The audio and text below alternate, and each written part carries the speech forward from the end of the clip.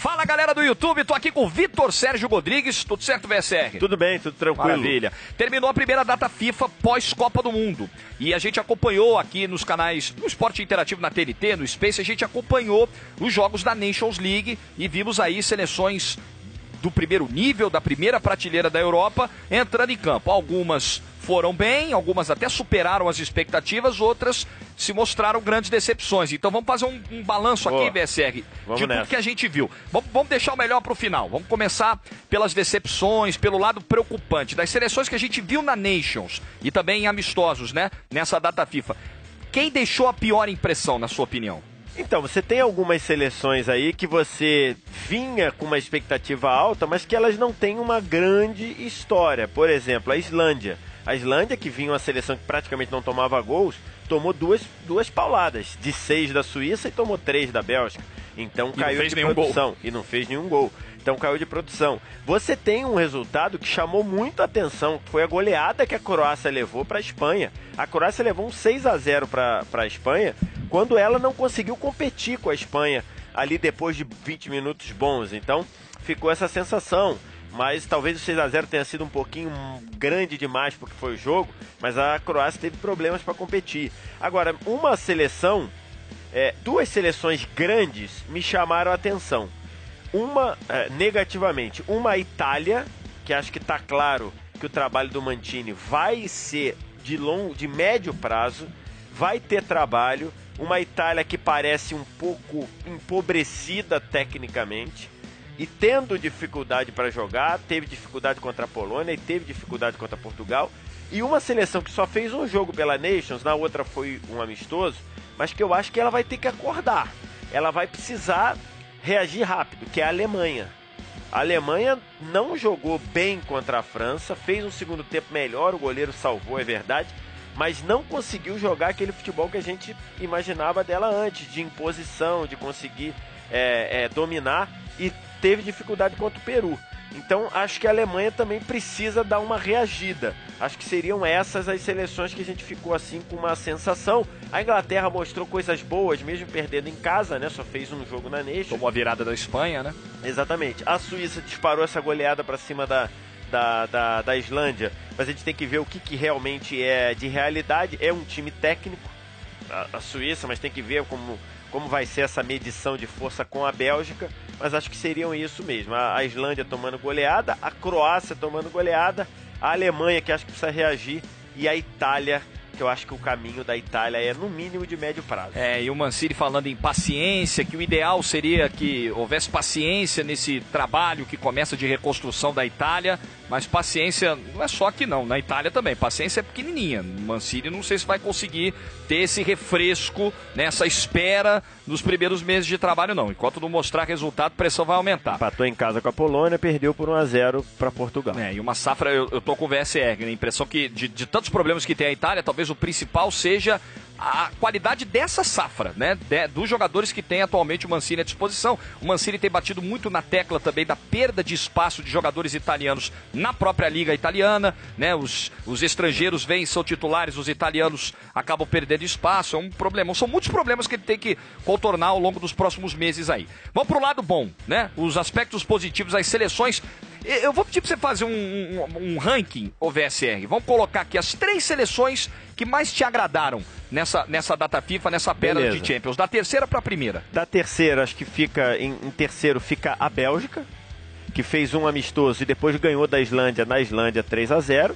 Na segunda posição fica a Espanha, com 2 grandes resultados. Ganhou da Inglaterra dentro de Wembley, 2-1.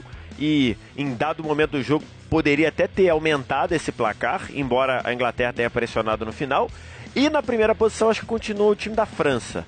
França que ficou no 0-0 com a Alemanha, mas depois ganhou muito bem da Holanda, mesmo sofrendo um pouquinho no segundo tempo, mas fica aquela sensação de que a França é um time que tem muita margem para evoluir, e esse time já é campeão do mundo, já é um time cascudo de 2 Copas, é um time que joga junto há muito tempo, então fica aquela sensação de que a França ainda tem margem para evoluir. Fica só um asterisco aí para a França, está em primeiro, mas fica um asterisco, que parece que a França joga quando quer. Parece que a França só fala assim, vamos jogar agora, liga o botão aí começa a jogar. Aí agora fica ali e leva o jogo. Então, a França em primeiro, campeã do mundo, e a Espanha em segundo nesse ranking aí, porque a nova Espanha é uma Espanha mais objetiva, uma Espanha que vai mais pro gol, e uma Espanha que, contra a Croácia, muita qualidade e muita movimentação. Ceballos, Isco, Asensio, depois entrou o Thiago, Rodrigo se movimentando na frente, já fez 2 gols.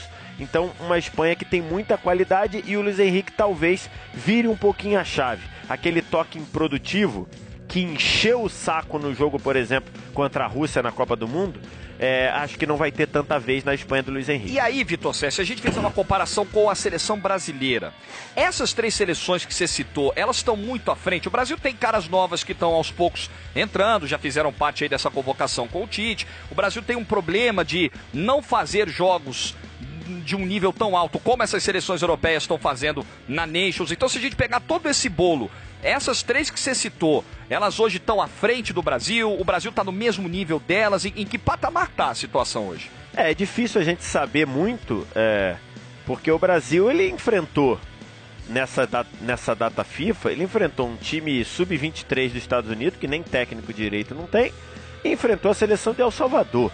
Então, o parâmetro é difícil. E essa convocação do Tite ainda tinha um olhar para frente de renovação e tinha um olhar para trás de gente que foi para a Copa, que talvez ele tenha chamado agora, mas que talvez e que não esteja em 22. Quando virar em 2019 já não sejam mais chamados. Então é difícil a gente analisar. Mas o Brasil, ele tem muito recurso técnico e precisa entender com o Tite o que o Tite de fato quer. Ele quer continuar o trabalho que redundou na eliminação nas quartas de final? Ele quer mudar a forma de jogo? Ele quer mudar completamente o rol de jogadores que ele vai trabalhar? Então, por agora, eu acho que o Brasil está mais na categoria de incógnita. Não dá para saber. Lógico que se tiver um jogo valendo semana que vem, o Brasil é uma seleção forte. É uma seleção forte. Mas, na Copa do Mundo, a forma que o Brasil jogou, ela já era muito marcada, muito conhecida pelos adversários. O Tite precisa resolver isso. Bom, a próxima data FIFA é em outubro, então do dia 11 de outubro, do dia 11 em diante, é um feriadão, inclusive, de 11 a 16, tem mais Nations League, grandes jogos que a gente vai ter a chance de acompanhar. E a galera que tá no YouTube aí, vocês já são especialistas, já sabem. Vem aqui embaixo, deixa o gostei aí, o curtir. Vem aqui embaixo, comenta o que a gente achou, o que a gente achou das bobagens que eu falei aqui, faz o seu ranking. Não fala bobagem. E logicamente se inscreve aqui no canal do Esporte Interativo no YouTube, que tá bombando, inclusive tem programa novo. Isso, segunda-feira, tá dia chegado. 17, tá estreando o Sabia Não, protagonizado por Tainá Espinosa, e ela atura a mala do Bruno Formiga junto. Ela vai tentar Coitada. se livrar dessa mala. Por enquanto ela não conseguiu. Valeu, galera do YouTube. Até a próxima, dia 11 de outubro. Mais Nations League, a próxima data FIFA. Jogos do Esporte Interativo na TNT e no Space. Tchau, tchau.